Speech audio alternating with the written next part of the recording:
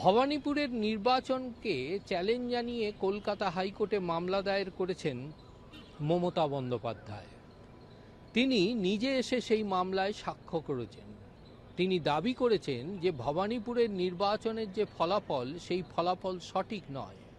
নির্বাচনের গণনাকালে যথেষ্ট কারচুপি করা হয়েছে।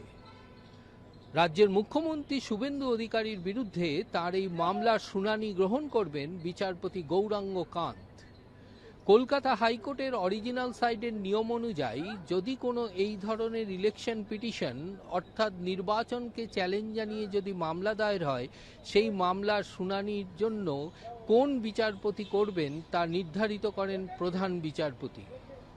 সেই মোতাবেক প্রধান বিচারপতি সুজয় পাল বিচারপতি গৌরাঙ্গ কান্তকে এই মামলার শুনানির জন্য নির্ধারিত করেছেন। আগামী সপ্তাহে এই মামলার শুনানির সম্ভাবনা রয়েছে বিচারপতি গৌরাঙ্গ কান্তের এজলাসে। ক্যামেরায় সুবীর দাসের সঙ্গে পীযূষ কান্তি নাগ, কলকাতা টিভি।